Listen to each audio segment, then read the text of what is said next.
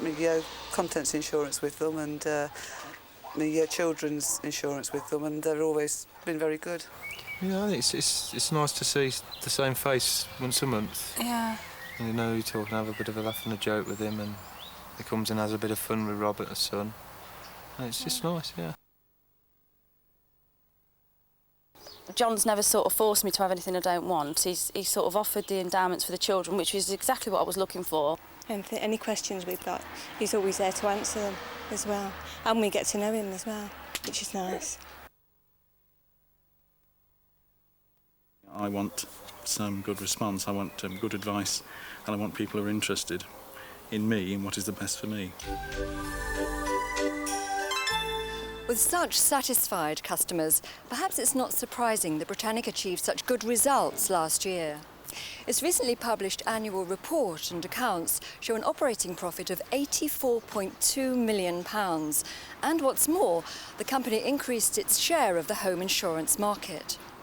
In fact, since its formation just over 130 years ago, Britannic has grown to be one of the leading players in its marketplace, enjoying a relationship with nearly 1 million homes. That's nearly 5% of all households nationwide. And there's room for growth, because research shows that 45% of people want personal, direct contact when it comes to discussing their financial needs, with no less than 15% still wanting the option of having their payments collected at home. What the research also shows is that Britannic is well placed to capitalise on this. Its representatives score higher than the competition when it comes to customer satisfaction. Around 80% of Britannic customers say the service they get is excellent. And importantly, they see the Britannic representative as not simply a collector, but as a financial advisor, a trusted friend even. In view of all this, I was intrigued to learn that the company has recently undertaken a major restructuring of its operations, both here at head office and in the field. So why the changes? And why now? To find out, I went along to the news site at Wythall and spoke first to your chairman, Harold Cotton. So, Harold, why the changes and why now?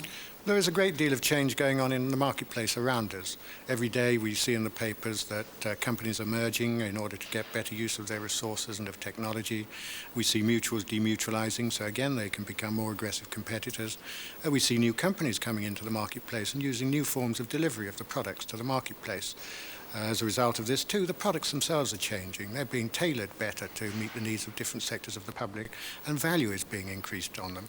And we have to do the same. There isn't an option of standing still and allowing the marketplace to move on without you. Competing is about being 2 steps ahead, and that is why we have to change now. So what's the overall plan? What are you hoping to achieve? We intend to be the leading home services company in our sector. We're well on the way to that. We have a superb customer base of a size that means that we have the critical mass to be successful in our own right. But of course, there are other opportunities to take advantage of. There are wider financial needs of our customers that we're not yet serving, and we need to give them better products, better value products, better quality products, and to serve their needs far better and more fully than we have before. But how are you going to become the market leader? We shall be the best in our field. It's a case of the best services, it's a case of having the best products, it's a case of having the best people, developing those people and using them to their best and to their fullest. Those people who really have a focus on the customers, who understand the customer needs, who work to fulfill the customer's requirements and to deliver them better value and better service than anybody else in the marketplace. Well, it all sounds great in theory. In all honesty, though, how close are you to achieving that? How's it going? Well, Sue, it's early days. The proof of our achievement will be in what we do over the rest of the months of 1997. But we've had a very good response from our people, and the teams are working very well in the organisation. You know, as I walk around the organisation, I'm constantly struck by 2 qualities. The first one is that recruitment has been very good, and we have some fine, bright, imaginative, innovative people who are well capable of responding to the change and the challenge that is ahead of us. But also we have some innate qualities within the business. There's a great sense of friendship, a great sense of comradeship. There's warmth and support. It is the warmest organisation in which I've ever worked. And I believe that those qualities all brought together augur well for the future and mean that we will deliver success. This will soon be home to Britannic's head office staff. This new building and grounds at Wythall are set to replace the existing premises at Moor Green. The grounds have ample car parking, so neither visitors nor staff will have to hunt for a space again, or have to find somewhere on the road to park. Inside the building, there's a feeling of spaciousness and lots of natural light, helping to give staff pleasant working conditions. With me now is your Chief Executive, Brian Shaw. So Brian, the first thing I want to ask is, why are you leaving Moor Green? Well, Moor Green, when it was first built, which is back in 1963, was of course a modern building at that time, when we occupied it. But that's 34 years ago now, and it's not a modern building anymore. In fact, it's rather tired and out of date. And we need to have a modern building because we want to provide a really excellent service using the latest technology to our sales staff and to our customers. And we can't do that from an out-of-date building. This is very beautiful, but it is rather a large site for the size of the organisation. How are you going to use such a large site? You're right, as you've seen, it is a large site. First of all, you should remember that there are 2 spare sites down one end. We can develop those, we can build other buildings on them and let them out or sell them. There's one building right at the entrance on the way in, which we're in the process of letting out. And also, the building which we're going to occupy ourselves, our own building, we've got spare space in that. And indeed, that's some of the work we're doing in there now. It's still on the internal side, in order to prepare the possibility of letting out the 3rd floor. So we will share the building, and we'll share the site with other organisations. And I'm actually very pleased about that, because I think it's part of our warm and open culture, and I think it's good for us not to be exclusive. Now, when I was talking to Harold Cottam, he was describing the vision and how you hope to become market leader. But how realistic is that? How achievable is it? It's perfectly realistic and achievable. One of the key things which I would say is that it's absolutely essential that everybody, when they're doing their work day to day, whatever it may be, that we have right at the top of our mind that what we should be doing is making sure we're giving a first-class service to customers in everything we do. That's very important. We shall also be using the latest technology. We've got PCs through all our branches, networked through to our head office here. We're also rolling out new Husky machines, which will enable our agents to give a much better service to customers, much more efficient. We'll also have laptops, which will enable our salespeople to give the best advice to customers more easily at the door. And above all, we'll be investing in people. Well, Brian, with respect, just about every company I go to says, oh yes, we're investing in people. They all say they're doing it. But what can you say to me to justify that claim? We have a real commitment, in the first place, to training. And when I say training, I don't just mean training in skills. I mean, and technical skills in particular.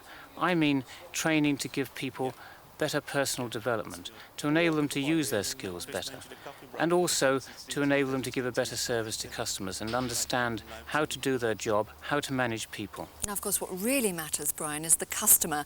How will all the things you've described benefit the customer? Well, they will benefit the customer, and that's very important. If we take, for example, the field staff structure which we're putting in place, this will enable us to give a first-class service to our customers at the home. In particular, all our financial advisors will be qualified to give advice. They will have the financial planning certificate examinations.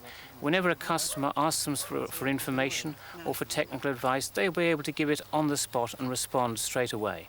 Many of our competitors won't be able to do that. A lot of them are operating through collectors. That will make them second class to start with. And in our head office structure, we are making sure that we will be much more cost effective in the future, and that will enable us to give a better service to customers, better quality service, which is a key message. Also, we are putting in place a new business development area. This will be product research. It will enable us to research the needs of customers and develop the products that will meet those needs. Well, this is a really lovely environment in which to work. So when are you going to be moving in? We're planning to move in towards the end of this year. I expect by the time all the work's completed, it'll probably be something like October or November. And I'm sure we're all looking forward to that at head office.